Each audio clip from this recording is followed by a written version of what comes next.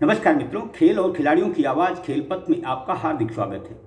दोस्तों, इन दिनों कुछ खेल संगठन खेलों के साथ न केवल खिलवाड़ कर रहे हैं बल्कि खिलाड़ियों से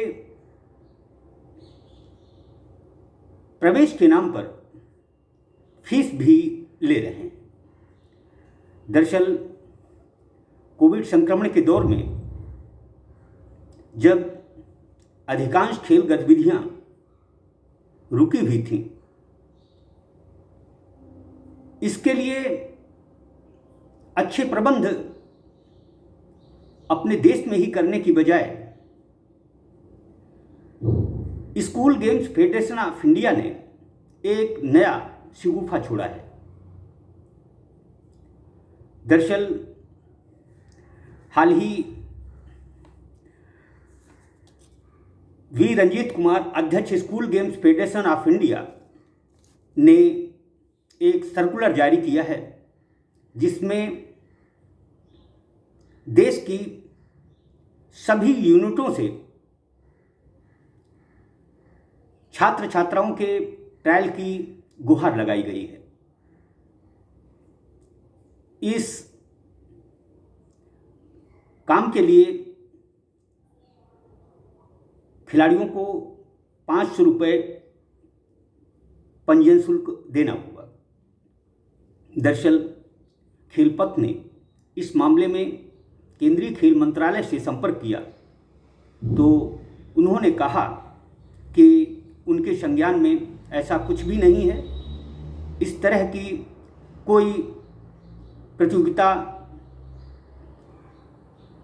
में उनकी कोई सहभागिता नहीं है। दरअसल वी रंजीत कुमार, अध्यक्ष school games federation of India के सर्कुलर में 14 खेलों का जिक्र है। इंटरनेशनल स्कूल स्पोर्ट्स फेडरेशन 14 से 22 मई के बीच फ्रांस के कुछ शहरों में 19वें ISF खेल कराने की कोशिश कर रहा है। बताया गया है कि इन खेलों में 70 देशों के लगभग 3500 छात्र छात्राएं शिरकत करेंगे। ये पूरी तरह से भ्रामक है। हम अपने दर्शकों को बता दें कि school games federation of India SGFI के दो धड़ों के बीच आपसी नूरा कुश्ती के चलते पिछले 2 साल से स्कूल गेम्स नहीं हो सके। School games federation of India को केंद्रीय खेल मंत्रालय से भी मान्यता नहीं मिली हुई है। ऐसे में इसके द्वारा आयोजित कोई भी प्रतियोगिता वैध नहीं होगी। हम आपको बता दें कि school games federation of India जिस तरह का स्वांग कर रहा है उसे शर्म आनी चाहिए। जो काम वह अपनी सरजमी पर नहीं कर सका, अब खिलाड़ियों से एंट्री फीस लेने के बहाने फ्रांस में इंटरनेशनल आयोजन की कोशिशें जताकर खिलाड़ियों से मोटी रकम वसूलना चाहता है। दरअसल जब स्कूल में खेल ही नहीं होंगे, खिलाड़ियों को खेल के अवसर ही नहीं मिलेंगे, तो कोई भारतीय खिलाड़ी विदेशों में अपने देश का मान कैसे बढ़ाएगा। School games federation of India से इतर भारतीय हैंडबॉल संघ भी इस समय छटपटा रहा है। वह भी अवैध खेल प्रतियोगिताएं न केवल करा रहा है बल्कि खिलाड़ियों का समय और पैसा दोनों बर्बाद कर रहा है। हम आपको बता दें कि डॉक्टर एस.एम. बाली और कुलदीप सिंह ने भारतीय हैंडबॉल संघ में भ्रष्टाचार और दीगर अनियमितताओं को लेकर न केवल गुहार लगाई थी बल्कि अदालत भी गए थे। अदालत ने माना कि भारतीय हैंडबॉल संघ में फर्जी दस्तावेजों के माध्यम से न केवल उसका खजाना खाली किया गया बल्कि तरह तरह की अनियमितताएं संज्ञान में आई। हैंडबॉल संघ की धींगा मुश्ती और भ्रष्टाचार को संज्ञान में लेने के बाद अदालत ने सेवानिवृत्त प्रधान वैज्ञानिक प्रोफेसर वीपी लुहाज को भारतीय हैंडबॉल संघ के संचालन का दायित्व सौंपा है। यानी लुहाज जी इसके प्रशासक हैं।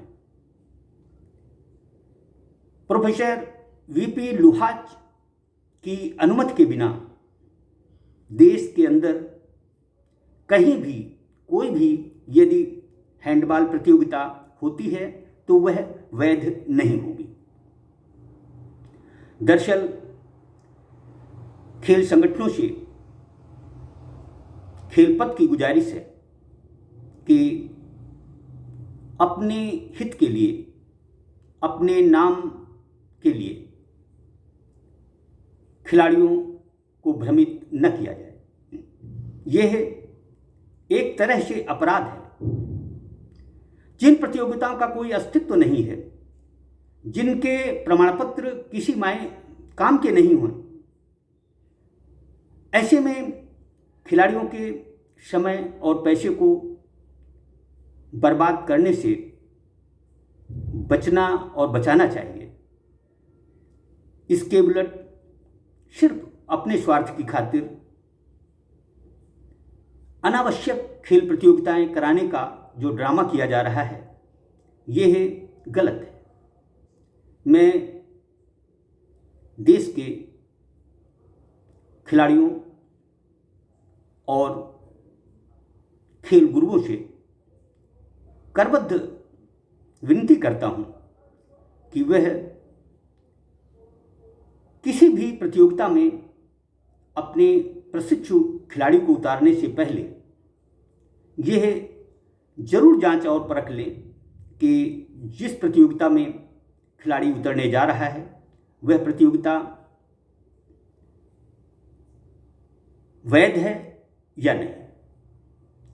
दरअसल हम आपको बता दें कि हाल ही भारतीय खेल प्राधिकरण ने बताया था कि देश के अधिकांश खेल संगठन अभी तक आय व्यय पत्रक नहीं सौंपे हैं, जिसके चलते केंद्रीय खेल मंत्रालय से अनुदान हासिल करने में दिक्कत हो रही है। देखा जाए तो केंद्रीय खेल मंत्रालय की सूची में कुछ खेल ही सूचीबद्ध हैं। चूंकि खेल संगठन पदाधिकारी आय व्यय पत्रक अभी तक पेश नहीं किए हैं, इसलिए उन्हें अनुदान मिलने में दिक्कत हो रही है। अनुदान का खेल भी बड़ा निराला है। भारतीय ओलंपिक संघ ने एक ऐसा अजूबा किया है जिसकी यदि पड़ताल की गई तो इसमें करोड़ों का खेल सामने आएगा। जो भी हो, खिलाड़ियों पर ऐसे खेलनहार रहम करें, क्योंकि खिलाड़ियों का समय बहुमूल्य है उनको यदि गलत प्रतियोगिताओं में खेलने के लिए आमंत्रित किया गया तो उसके कोई मायने नहीं होंगे। दरअसल खिलाड़ियों से भी आग्रह है कि वह अपने समय के मूल्य को समझें और अवैध खेल प्रतियोगिताओं में हिस्सा लेने से बचें। इतना ही नहीं, अपने माता पिता के पैसे को बर्बाद करने से भी सावधान रहें। जय हिंद, जय भारत।